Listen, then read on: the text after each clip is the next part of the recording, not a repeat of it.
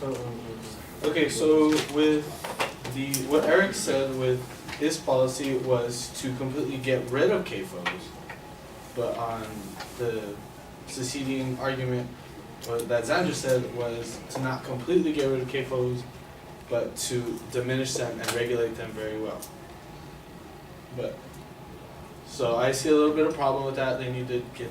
I don't know what the confusion was on that.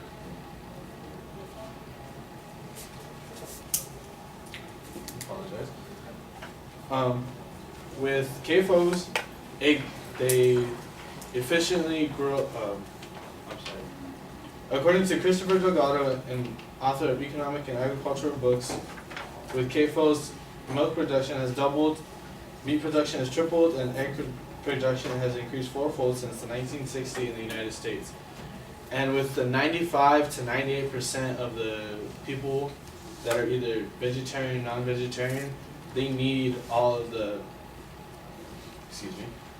meat, the dairy, and the eggs that these CAFOs are producing each and every day.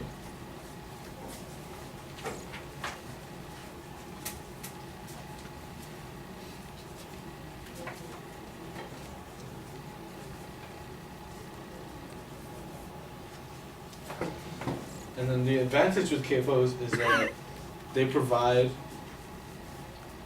the factory farming system to society is economic satisfaction.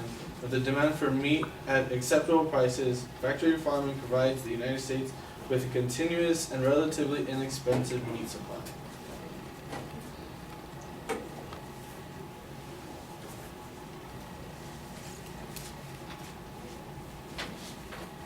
And with one of the arguments that I did not see from their side was that either how well that these animals are treated in the CAFOs, and how well treated, how well fed. According to the USDA.gov, the CAFOs must follow the comprehensive nutrient management plan. The objective of this plan is to provide CAFO, also AFO, which are smaller of CAFOs, with a plan to manage manure and organic byproducts by combining conservation practices and management activities into a conservation system that will control soil erosion.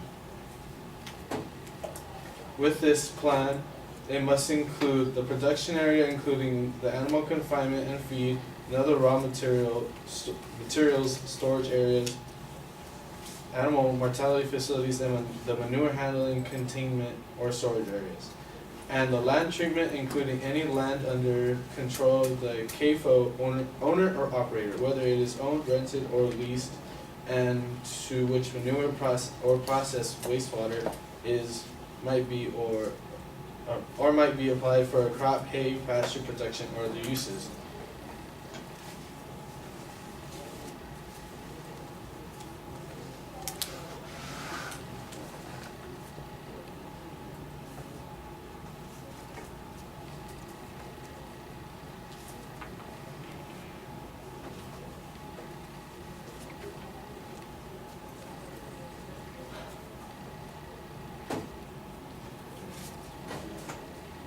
And with the waste that is produced from these CAFOs, most CAFOs require government permitting and plans to deal with the waste that is generated.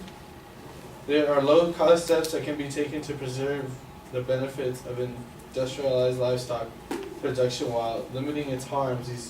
These include reformulating feed, designing slope feed stalls, and monitoring microbes, and using manure to create energy. Farmers and ranchers understand their roles in improving and maintaining the health and the safety of the nation's environmental resources. Farmers are sensitive to the environment because they own and manage 2/3 of the nation's land.